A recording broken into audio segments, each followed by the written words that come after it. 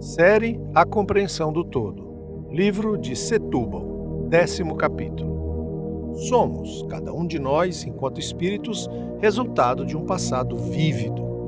Cada espírito é hospedaria vitalícia de ações pretéritas, ao mesmo tempo que se reinventa para expandir e abrigar o futuro. Ter a consciência é diferente de carregar a intuição. Isso porque a consciência leva a uma visão mais longa, onde é mostrada a causa do presente e, ao mesmo tempo, a sua consequência, respectivamente, então, o passado e o futuro. Profetas enigmáticos diriam que esses dois pontos de vista formam as faces de uma mesma moeda, enquanto o presente é sua bordadura. Visão limitada, que tenta explicar a complexidade do tempo e do seu caminhar ao intelecto humano atual. Por isso, não devemos julgar, mas antes nos esforçar para compreender, com respeito a quem tentou codificar os enigmas das leis temporais. Não se trata de fruto da falha ou do pouco esforço. O ponto a que se chegou em verdade é um êxito. Entretanto, há um limite imposto pelas próprias capacidades de tantos que tentaram explicar o tempo até este momento. O resultado, contudo, não é uma completa falha. Todavia, encontra-se ainda muito longe de ser um êxito completo. A falha ocorrida deriva da limitação do olhar, isso porque há um prendimento ao que se refere apenas à matéria e ao que os sentidos do homem do século XXI conseguem captar.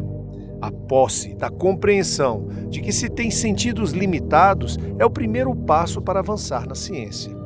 Perceber que a biologia molecular e celular humana evoluirá e que tal se dará de forma concomitante aos avanços científicos também.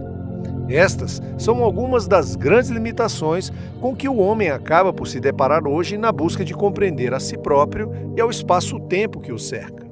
A negligência quanto ao conhecimento do plano espiritual é a outra grande limitação.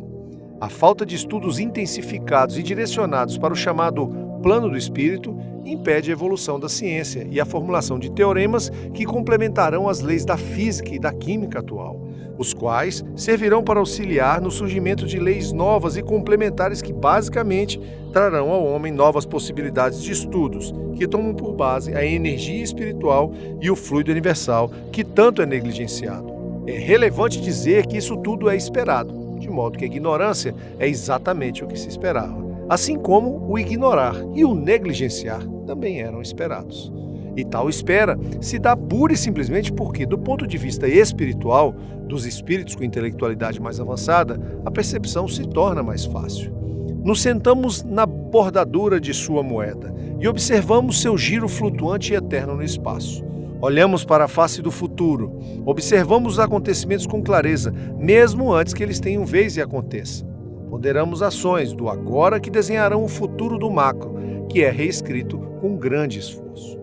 De modo diverso, o futuro do micro, por ser mais individual, é reescrito a todo momento. O nosso olhar percebe os indivíduos como partícipes importantes do processo, assim como também percebe as conjunturas situacionais, as quais a este estão impostas e que, de uma forma mais simples, também serão conhecidas como regras sociais.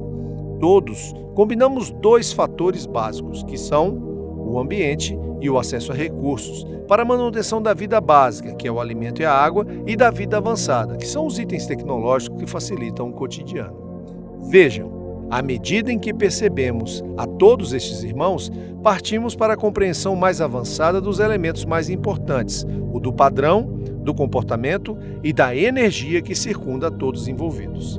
É nesse ponto, com a combinação de todas essas variáveis, que podemos extrair como se desencadearão os acontecimentos sociais, as movimentações de povos, as tragédias, as catástrofes, os banimentos, as erradicações e guerras, as tréguas, os tratados e as pestes. Percebemos e compreendemos a negligência por limitação de capacidade e falta de atenção, porque vocês ainda não aprofundaram seus estudos científicos. Sim, simplificadamente, tal procedimento equivale a sentar-se na bordadura da moeda e assim olhar para a face do futuro. Tal pode se dar de duas formas distintas, a depender da capacidade de se colocar como referencial para ver o mundo girar enquanto a moeda está estática, ou deixar a moeda girar enquanto o mundo está estático. O por onde olhar uma vez que se estará sentado na bordadura, no momento em que se está a analisar, será o que definirá a forma de perceber e assim escolher entre adentrar no futuro ou deixar o futuro adentrar em você. Em outras palavras, perceber-se-á se é o presente que avança sobre o futuro ou se é o futuro que devassa o presente. Entretanto, uma conclusão a que se chega é fato. A todo momento ocorre uma das duas situações, e o que se altera é apenas o posicionamento e a compreensão. Aos humanos que estão inertes ou que estão de alguma forma limitados, o que se tem é o futuro devastando o seu presente a todo momento. Isso porque não veem ou não compreendem o encadeamento de atividades e ações que estão no porvir. Já nós outros, que trabalhamos e estudamos por longa data para aprofundar ao máximo nossas percepções e compreensão, não nos colocamos como reféns do tempo. E assim, fazemos com que o presente avance sobre o tempo. Com isso, passamos a poder bradar sobre os êxitos e as visões de longo prazo, que sempre colocam em xeque nossas ações, que têm como fim último reluzir a base, que sempre deve ser o amor.